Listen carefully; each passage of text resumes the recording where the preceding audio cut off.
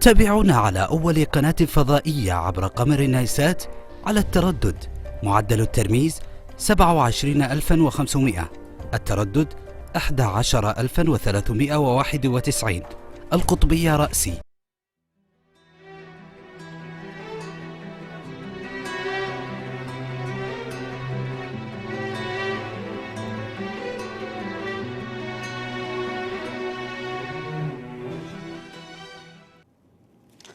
السلام عليكم ورحمة الله تعالى وبركاته. حياكم الله يا السادة المشاهدين في حلقة جديدة من برنامجكم في العمق.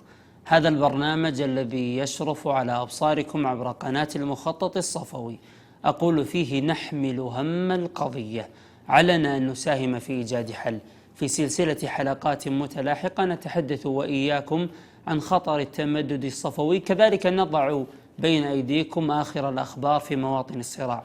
أبدأ هذه الحلقة بعناوينها. ماذا حصل في باريس؟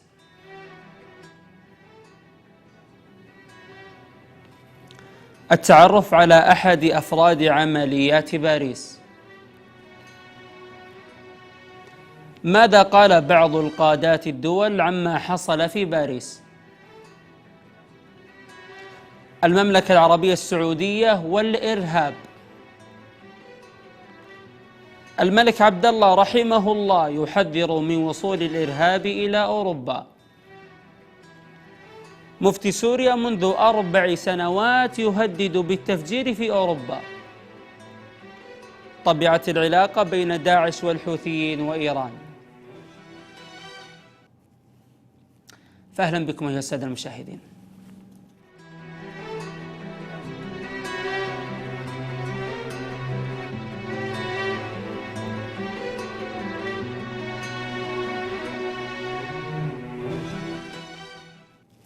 حياكم الله يا السادة المشاهدين. في هذه الحلقة استضيف فضيلة الشيخ سليمان الدويش. حياكم الله شيخنا. أهلا وسهلا ومرحبا، حياكم الله. ابتداء نرحب بكم ونشكر لكم تواجدكم في هذه الحلقة. خليني أبدأ بالخبر الأول قبل أن أتناقش معك شيخنا في الخبر. خلوني أشوف معكم يا السادة المشاهدين ماذا حصل في باريس. خلونا نشاهد. مطاعم وقاعة للموسيقى واستاد الرياضي في مناطق مختلفة من العاصمة الفرنسية باريس كانت هدفا لاعتداءات إرهابية استغرقت الساعتين. اعتداءات شملت تفجيرات وعملية احتجاز رهائن وإطلاق رصاص. قرابة 130 قتيلا كانت حصيلة تلك التفجيرات، فيما جرح أكثر من 200 بينهم 99 في حالة حرجة، ما يجعل الحصيلة مرشحة للارتفاع. التفجيرات بدأت قرابة الساعة 9:30 مساء بتوقيت باريس الجمعة، 3 تفجيرات متزامنة من بينها 2 انتحاريان وقعا في محيط استاد دو فرانس الدولي شمال باريس، حيث كانت تجرى مباراة بين منتخبي فرنسا وألمانيا. التفجيرات وقعت بالقرب من بوابتين للاستاد ومطعم ماكدونالدز، وتسببت بمقتل 4 أشخاص. قرابة الساعة 11 مساء بتوقيت باريس وقع أعنف وأدمى اعتداء في مسرح باتاكلون. 4 مسلحين اقتحموا قاعة المسرح الواقع في الدائرة 11. إطلاق نار بشكل عشوائي على الحضور في حفل لموسيقى الروك.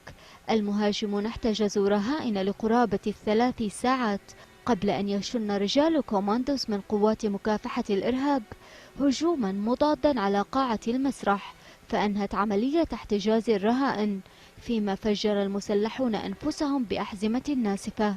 على بعد مئات الأمتار من مسرح باتاكلون أطلقت النار في شارع لافونتين أوروفوا على مطعم بيتزا، ما أدى إلى مقتل 5 أشخاص.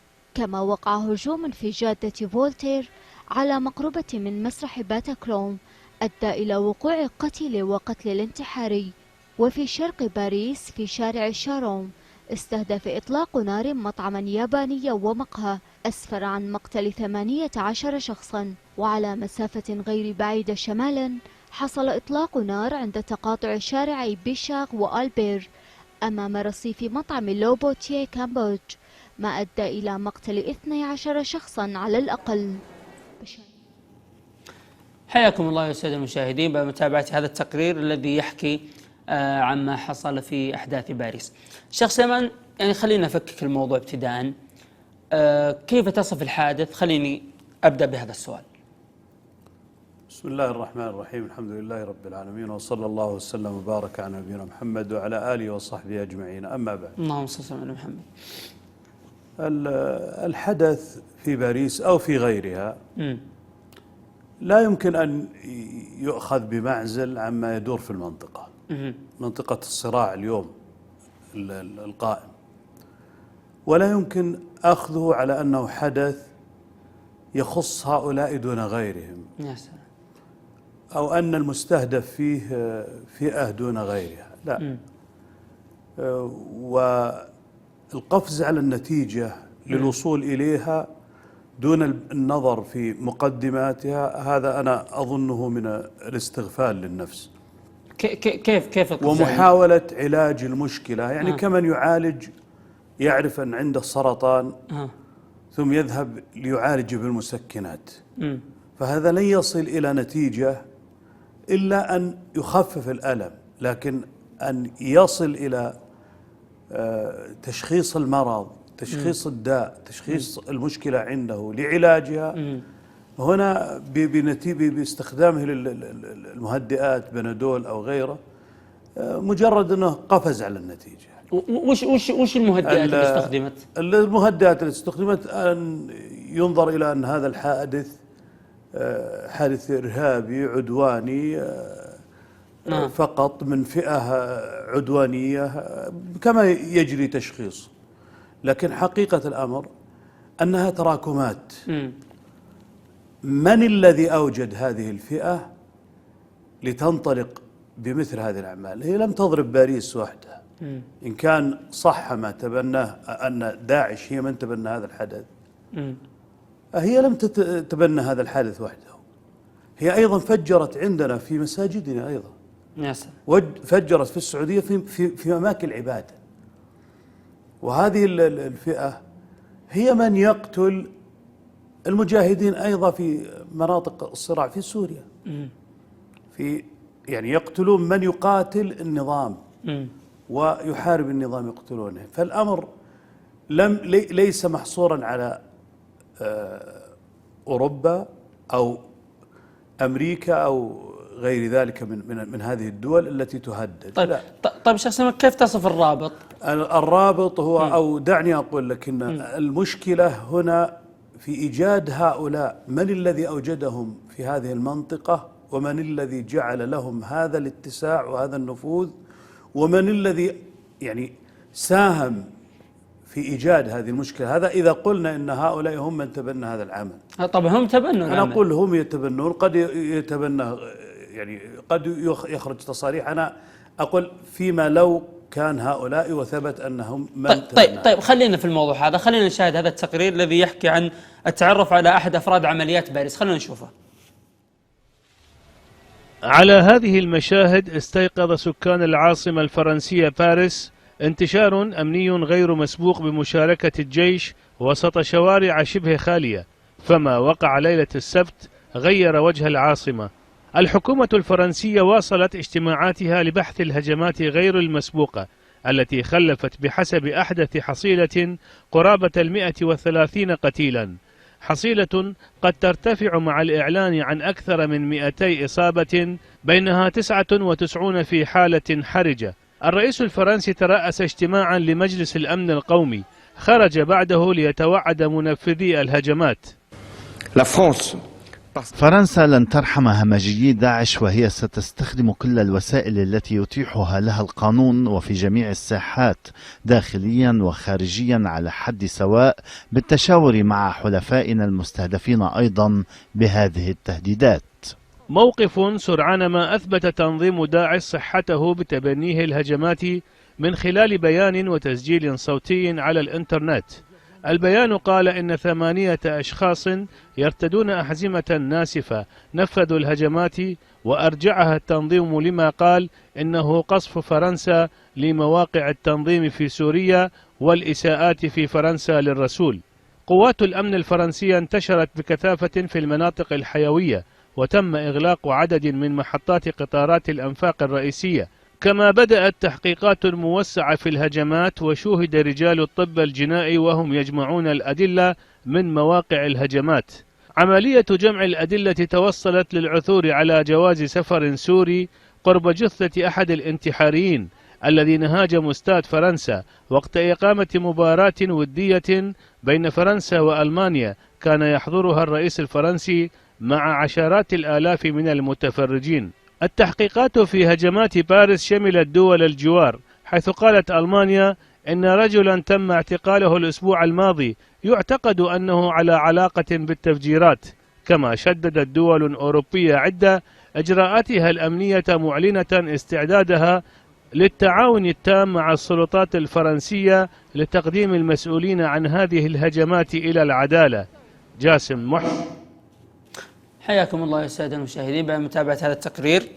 طبعا هو تبني السبب، يعني التعبير عن لماذا تمت هذه العمليات، إساءات للرسول صلى الله عليه وسلم من قبل فرنسا، أنهم كانت يعني من عندهم إساءات، وأن فرنسا تقصف سوريا. هذا تبريرهم. تعليقك؟ هو أيضا كذلك في إيران في مشاركة إيرانية واضحة وصريحة في البر والجو وغيره. يا سلام.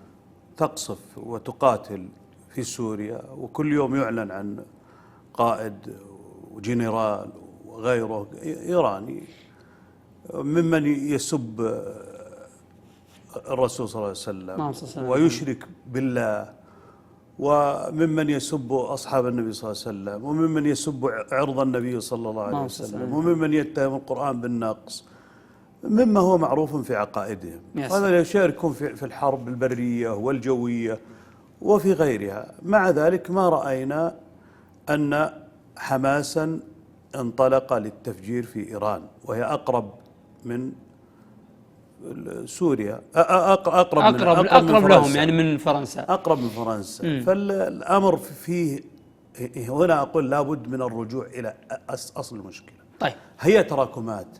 حينما يغض الطرف عن هذا المجرم لينتهك إجرامه، ليستمر في إجرامه وينتهك الحرمات ويعتدي على الأطفال والنساء. أنت يا بشار الأسد. بشار. طيب.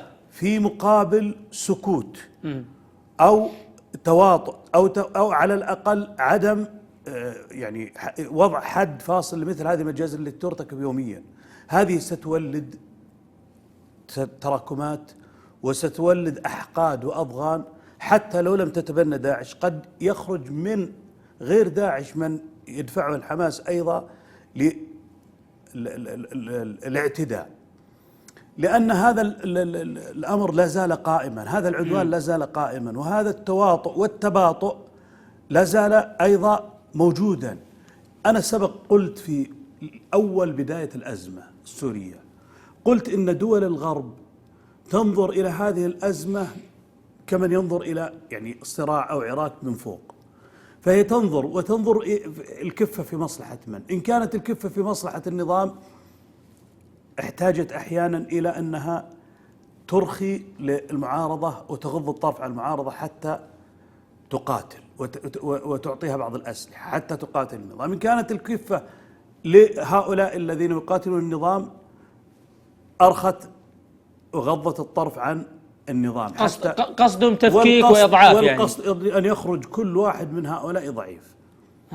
أنا أسأل، يعني إذا أردنا أن نقول إنه هؤلاء لا يجدون أو ليس عندهم حل لهذه الأزمة، أنا أقول إن هذا كذب، وهذا يعني من باب الاستغفال. الحل اللي ما عندهم حل فرنسا وغيرها، فرنسا عضو، روسيا، الدول هذه. فرنسا عضو في مجلس الأمن، طيب، عضو دائم، وفرنسا دولة أوروبية ولها تأثيرها، وفرنسا دولة قوية ولها تأثيرها. والحدث هذا ليس في فرنسا وحده، وما وقع من تفجيرات قد تقع في غير فرنسا.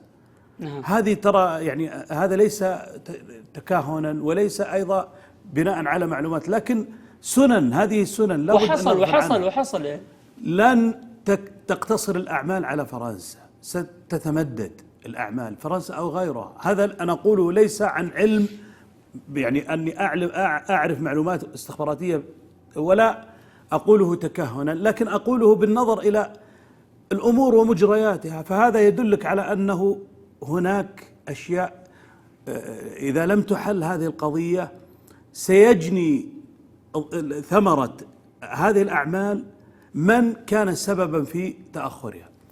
فرنسا ترى إيران تتدخل، وإيران تدخلت ولم تنظر إلى الفصل السابع، لكن لو أن جهة من الجهات تدخلت وهي جهة قد تكون في مصلحة المعارضة لا وقفوا منها موقف آخر. إذن هنا فيه انحياز للنظام، انحياز للقاتل، انحياز للمجرم السفاك. حينما تعلم فرنسا أن إيران تشارك في الحرب مع النظام، أو غير فرنسا حينما يعلمون أن إيران تشارك مع النظام، ولبنان ممثلة بحزب الله تشارك مع النظام في قتل من؟ قتل الأطفال والنساء والأبرياء، وقتل من يعني رفض هذا النظام وهم الأغلبية. فهم يرون هؤلاء تدخلوا دون النظر إلى الفصل السابع. روسيا تدخلت، لم تلتفت إلى مجلس الأمن ولا إلى غيره، تدخلت مع من وضد من. حينما نقول إن هذا التدخل الذي وقع إذا كان بموجب الفصل السابع كما يقولون، كما يروجون، الفصل السابع إذن أنت وقفت مع الظالم. إذا كان خارج دائرة مجلس الأمن، إذا ما قيمة مجلس الأمن وهذه الدول العظمى وهي ترى حزب الله مثلا يدخل في هذه الحرب ويقتل ولم تجرمه؟ يعني دعك من روسيا مثلا، روسيا قد تقول دولة عظمى وفي مجلس الأمن ودولة يعني لها مقعد ثابت دائم في مجلس الأمن، لكن ما شأن حزب الله وهم لم حتى هذه اللحظة لم يجرموه، لم يجعلوه منظمة إرهابية، في مقابل أن هناك منظمات تصنف على أنها إرهابية. لماذا؟ لارتكابها لبعض الأشياء التي تصنفها هذه الدول خارج أو تصنفها على أنها عملا إرهابيا. طيب. يعني طيب. كأن ما تعمله إيران عملا شرعيا، ما يعمله حزب الله عملا شرعيا، ما تعمله روسيا اليوم عملا شرعيا. حينما تقصف روسيا اليوم الأطفال والنساء ولا تجد هناك من يعتبر هذا العمل إرهابا، فلماذا فرنسا أو غير فرنسا ينتظرون أن يعد هذا العمل إرهابيا؟ أنا لا أقول إنه عمل مشروع، لكني أقول بالمنطق، أنت عمل بالمنطق. إذا أردت أن تدان هذه الأعمال في أي مكان فانظر إلى من بعث هذه الأعمال. يعني أستغرب مثلا في الضاحية وقع تفجير، في الضاحية الجنوبية وقع تفجير في أي منطقة؟ في منطقة حزب الله. منطقة حزب الله هذه، أليس الحزب هو الذي يبعث جنوده فيقتلون الأطفال والنساء والشيوخ في سوريا؟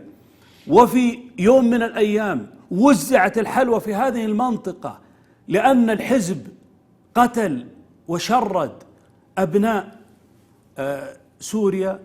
يا شيخ سليمان، خلينا نكون يعني أكثر يعني وضوحا. يعني هل حنا نقدر نقول أن هذه بتلك مثلا؟ لا. طبعا دقيقة قبل أن أترك لك التعليق، حنا بشكل عام وأمر واضح جدا نحن نشجب ونستنكر جميع الأعمال التفجيرية الإجرامية التي لا تمت للدين لا بصلة ولا. لكني خليني أتكلم بمنظور يعني عمل، أن هذه الأشياء قاعدة تحصل ترى سببها كذا. يعني أنا هذا قصدي، أن حصل هذا الشيء عشان هذا الشيء. ممكن نقدر نقول كذا شيخ سليمان؟ أليس بشار الأسد حين خرج في بدايات الأزمة أعلن أن هذه القضية اللي هي قضية سوريا أنها مؤامرة كونية، وأن هذه القضية وما يقع في سوريا سيكون له امتداداته على المنطقة كلها وربما دول العالم كلها.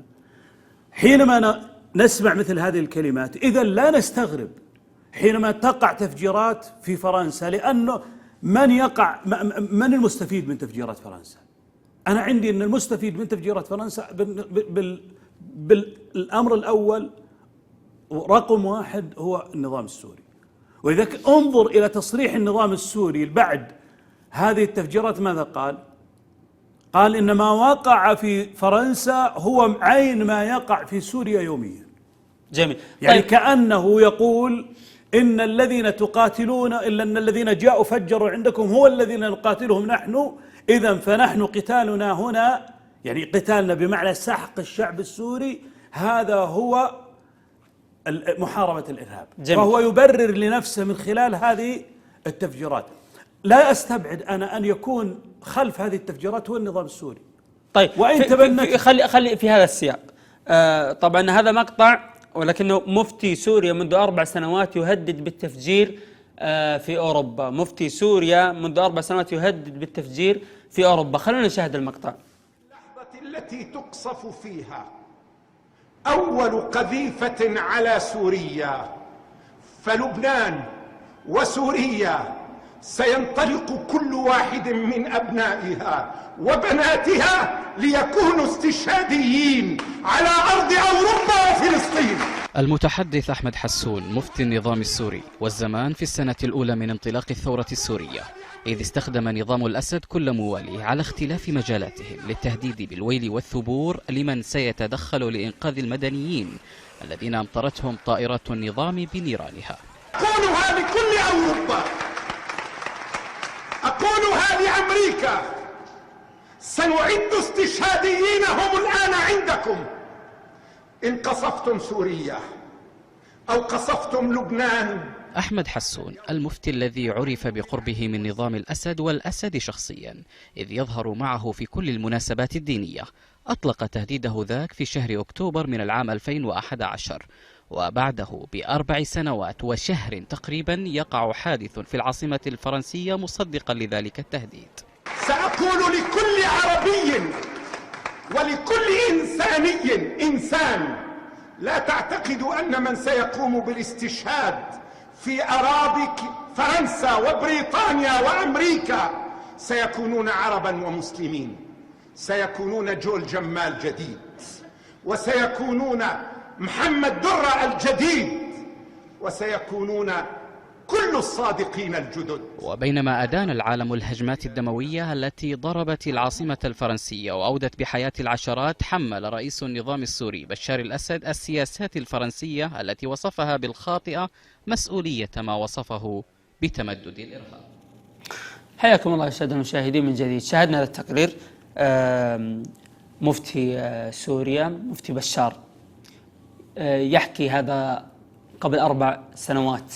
هو بلا شك، وهذا يعني كما يقال خذ الحكمة من أفواه المجانين. أحيانا بعض السفهاء قد يخبر بأمور مع الحماسة يعني كذا قد يدفع. هو أحمق، وهو هذا تصرف أحمق وأخرق منه، يعني لا ينطوي على سياسة، لكن الله فضح وأظهر خزيه.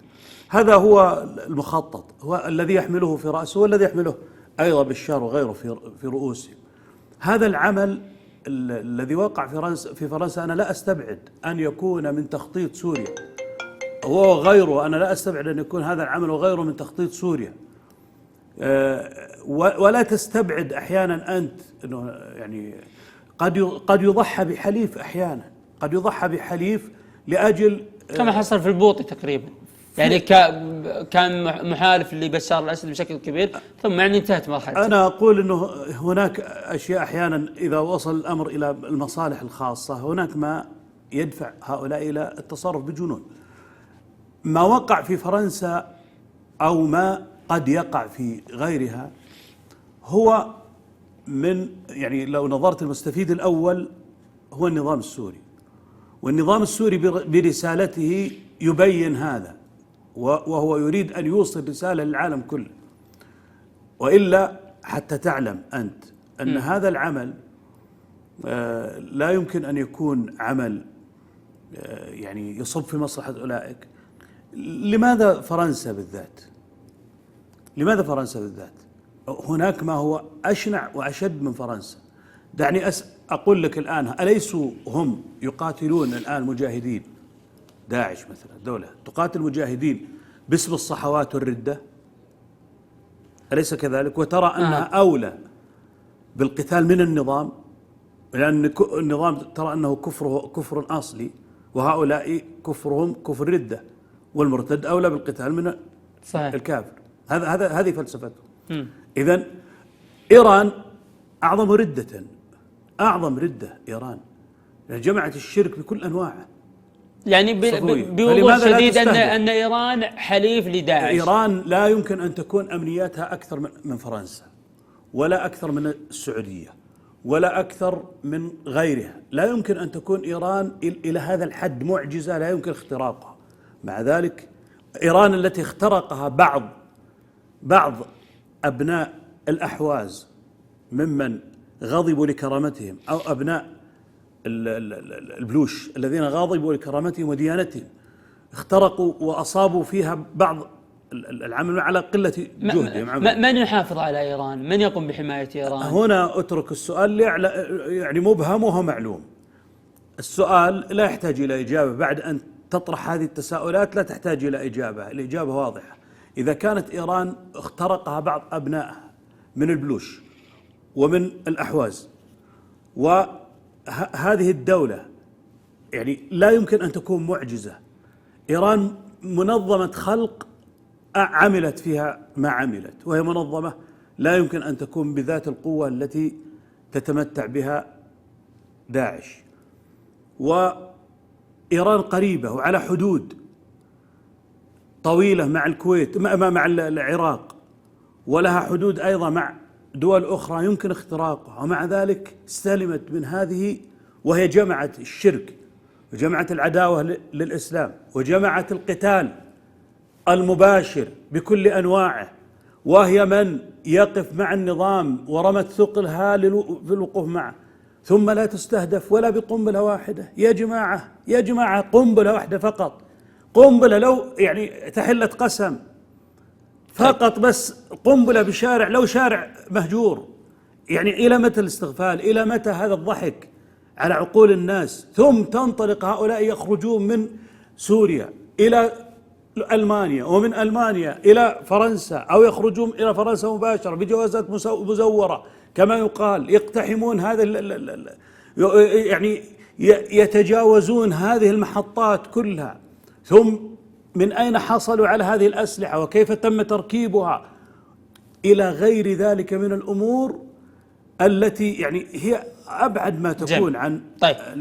يعني إلا يعني مغامرة. طيب. ثم في النهاية أنت تتجاوز إيران التي لو ضربتها، لو فجرت فيها أصبت. يعني أنا أتصور أنه لو فجر في إيران أنه سيصيب مشرك. يعني هو هكذا لو ألقى قنبلة في إيران، هذا الذي يزعم أنه يقاتل المشركين يقاتل من يشارك؟ من يجعله مشرك؟ كيف؟ من يجعله مشرك؟ أنا أقول لك عقيدتهم، في عقيدتهم يشركون بالله. يعني هو الآن أليس يزعم أن حربه في فرنسا وتفجيراته في فرنسا لأجل أن هؤلاء يسبون الرسول الكفار؟ في إيران يسبون الرسول صلى الله عليه وسلم، في إيران يسبون الله، في إيران يسبون دين الله، يسبون عرض رسول الله، في إيران ينشرون الكفر والردة والشرك. طيب هذه ليست غريبة. في محور آخر حتى يعني ناقش بعض القضايا. هذا يعني أحد المغردين يقول: نتسابق عند كل تفجير ونبرئ أنفسنا كأننا مجرمين. فرنسا قتلت 1,000,000 مسلم في الجزائر ولم تعتذر حتى اليوم، حتى لا يسجل في تاريخها اعترافها بالإرهاب. خليني أقول يعني حنا بالعربي شعب مسالم، شعب مسالم. أتكلم عن الخليج بشكل عام، جميل، المملكة العربية السعودية بشكل خاص، شعب لا يريد الاعتداءات، لا يريد كل الأشياء. هل أوروبا، هل فرنسا تتفهم يعني هذا النوع من الطيبة، هذا النوع من الحد الكبير من المسالمة، أم أنه سوف نسمع يوم من الأيام أنه يتم يعني اتهام بلدان بأنها هي من تقوم يعني هي من تدعم الإرهاب وهي من تفرخ الإرهاب؟ هو التدخل موجود منذ القدم. فرنسا قبل ولا زالت إلى اليوم تضغط في قضية ملاحقة بلادنا وغيرها من بلاد المسلمين في قضية الحقوق تزعم وحقوق المرأة وغير ذلك، من أعلى رتبة فيها وهو الرئيس الفرنسي إلى أقل رتبة فيها، هم لا زالوا يتحدثون عن هذا، مع أنه تنتهك حقوق المرأة المسلمة في بلادهم وعلى مرأة من العالم كله، ولم يعترفوا بأنهم قد أساءوا إلى الإسلام والمسلمين، في حين يتجرؤون بالمطالبة بما يزعمون أنه حق للمرأة وهو مما يخالف دين الله. أنا أقول نعم، ينبغي أن لا نخجل إذا كنا لم نتصرف بهذا التصرف ولا علاقة لنا به، فلا يجوز لنا أن نقدم نحن اعتذارا عن غيرنا. يسألون من أقدم على هذا العمل وما هي مبرراته، إذا كانت مبرراته وجيهة فينظر فيه، إذا كانت مبرراته غير وجيهة نحن لم نرسله ولم نبعث ولم نتبنى قضيته بحيث أن يقال إنه محسوب علينا. إذا كنا سننظر إلى هذه الأمور بهذا حتى لا تعرف حتى جنسياتهم، يعني إذا كنا سننظر إلى هذه الأمور بمنظار هذه الدول الغربية فنحن سنقول هذه بضاعتكم ردت إليكم. الذين خرجوا هذا يعني أنتم من سببتم أنتم من أليس أكثر اليوم الذين يقاتلون في سوريا أليس أكثرهم من أبناء تونس ممن لم يدرسوا مناهجنا ولم يقرأوا كتبنا ولم يتأثروا بعلمائنا ولا بمشايخنا، وإنما خرجوا من قلب تونس التي كانت أكثر دولة تدعم من قبل فرنسا لفرض الليبرالية. جميل. فخرج هؤلاء بعد ضغط وكبت وإهانة وتضييق ومحاربة في دينهم، خرج هؤلاء إلى تلك البلاد ليتخرجوا بذلك الفكر الذي جاء ليقتل فرنسا في عقل دارها. المملكة العربية السعودية والإرهاب، لنشاهد. الاثنين 12 من مايو عام 2003، تاريخ أعلنت خلاله القاعدة حربها على السعودية، وفيه هجمات انتحارية على 3 مجمعات سكنية في الرياض. ومنذ ذلك اليوم عرفت السعودية أياما صعبة، أيقظ التنظيم خلاياه من نومها وهاجم المؤسسات والمجمعات السكنية واستهدف رجال الأمن والمقيمين وسقط العشرات من الضحايا. واجهت السلطات التنظيم المتطرف بكل حزم، لاحقت أفراده وفككت شبكاته في عموم السعودية، وخسرت الأجهزة الأمنية العشرات من رجالها في مواجهات شرسة.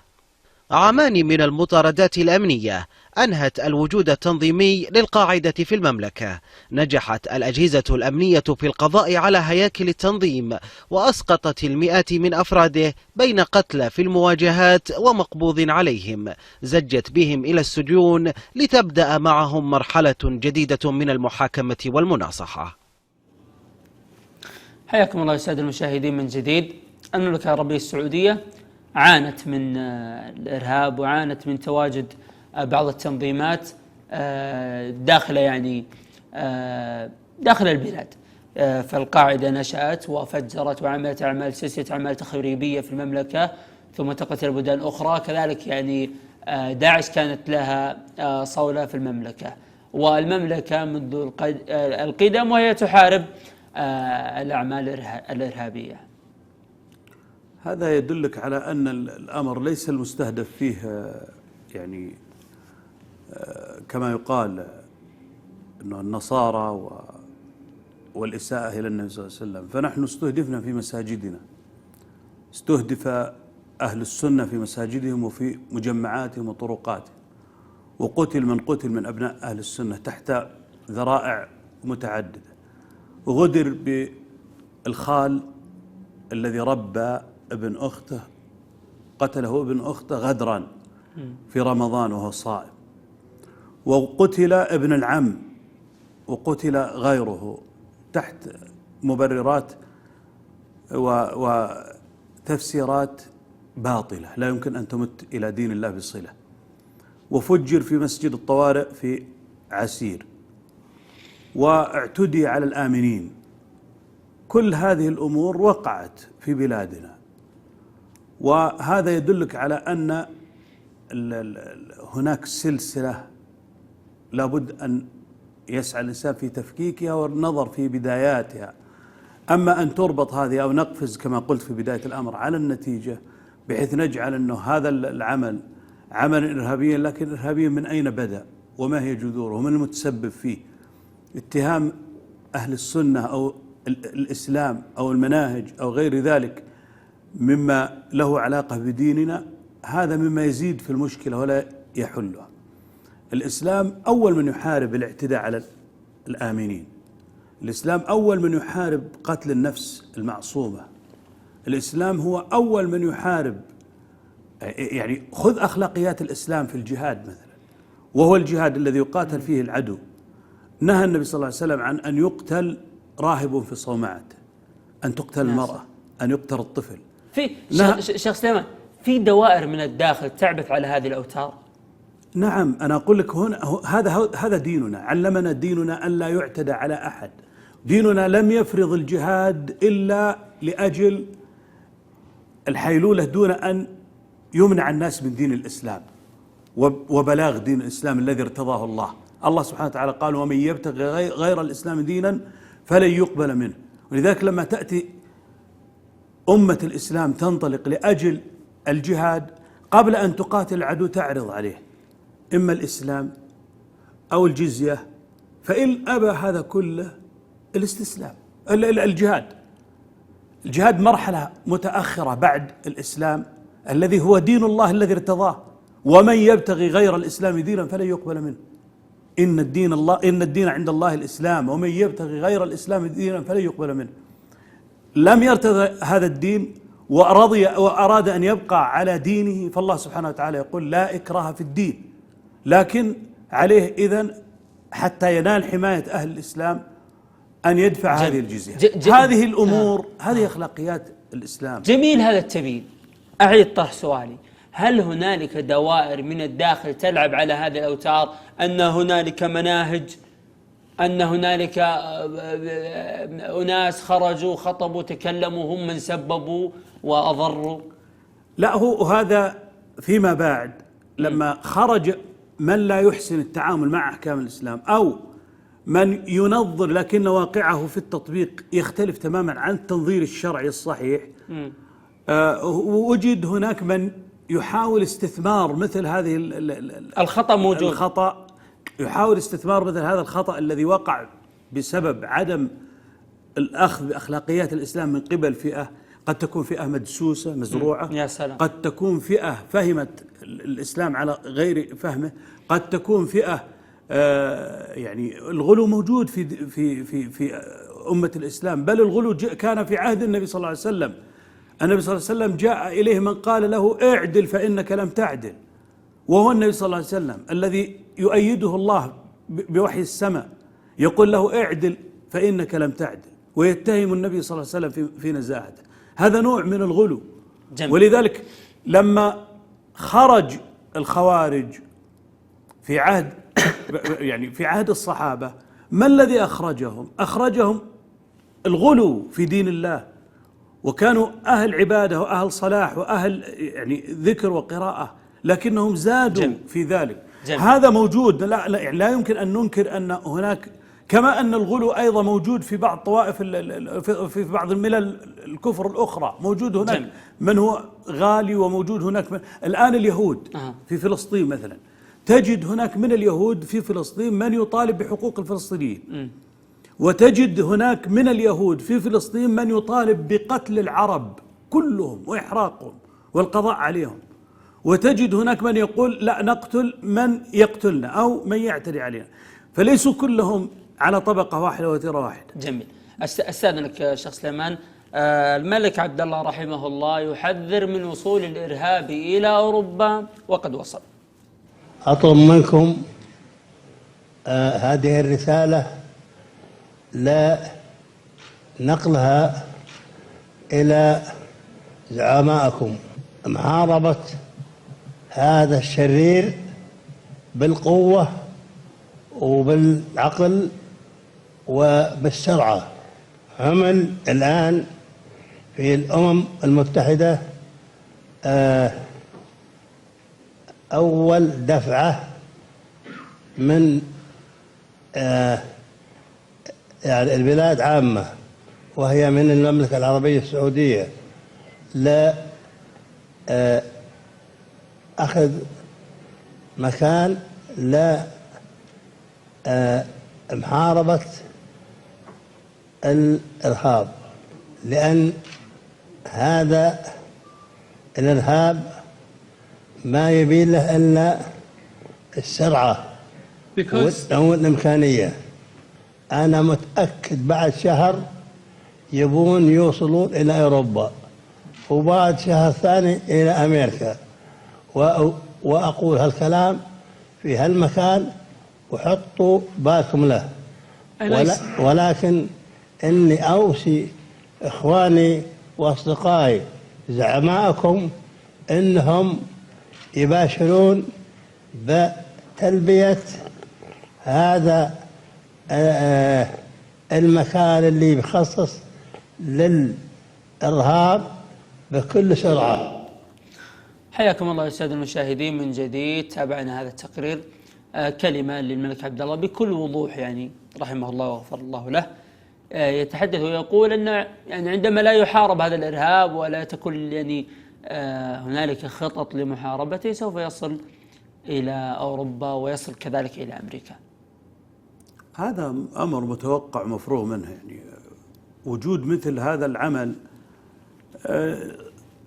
يعني امتداد للعمل الموجود في المنطقة الآن. هذه إفرازات المنطقة أمر يعني طبيعي. في يعني تصور مثلا في روسيا الآن، ألا تتصور أنه يعني أليس يعني قبل مدة وقعت طائرة روسية وتبنت داعش إسقاطها؟ وقع هذا، وقد يقع في روسيا أيضا.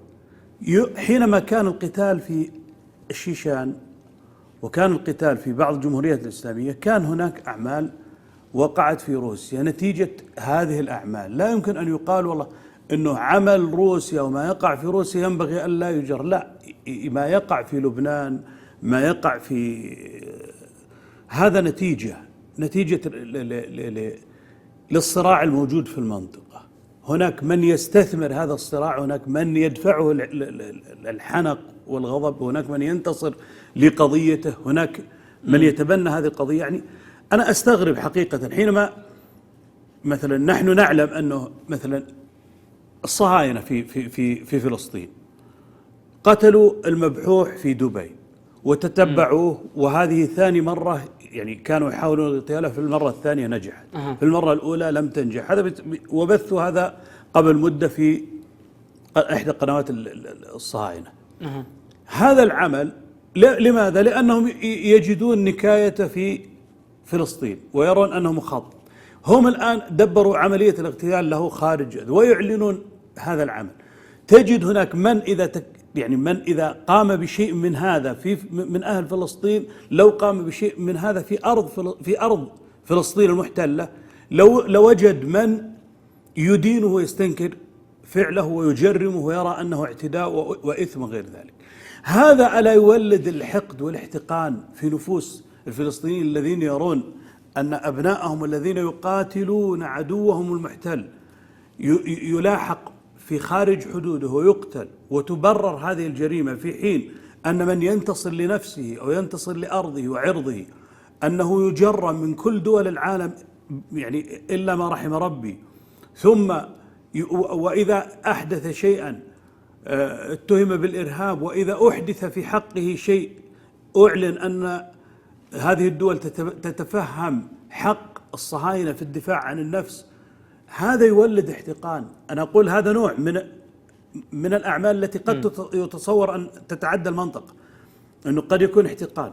قد يكون أيضا من السياسات الدول التي تعاني أو تخشى من التفكك والانهيار. يعني سوريا اليوم تعاني من الانهيار، تعاني من التفكك. سوريا على شفا جرف، على حافة الخطر، ولذلك هي تريد أن تورط العالم كله حتى تقول للعالم إنه نحن من يضبط هذه الأمور ويمنع مثل هذه الاختراقات. جميل. أنا يعني ب10 ثواني بوهقك بسؤال كذا كبير، أتوقع جوابه كبير. مختصر الموضوع، وش الحل باختصار؟ باختصار أنا أقول إذا لم يؤخذ على يد السفيه الظالم في سوريا فإن مثل هذه الأحداث المرتبطة بالمنطقة ستكون، لأنك لو نظرت إلى ما يبرر به هؤلاء، ما هو برروا بأنه بسبب قصفهم في سوريا. إذا من الذي أوجدهم في سوريا حتى يقصفوا؟ ولماذا لم تعالج هذه القضية من البداية؟ هذه استفهامات جدا واضحة نريد كلنا إجاباتها. شكرا لكم شيخ سليمان الدويش، لكم على تواجدكم معنا في هذه الحلقة. حياكم الله. كذلك أشكركم أنتم أيها السادة المشاهدين على متابعة هذه الحلقة من برنامجكم في العمق. كان معكم من التقديم محمد التميمي. نلقاكم بإذن الله في حلقات قادمة، في أمان الله.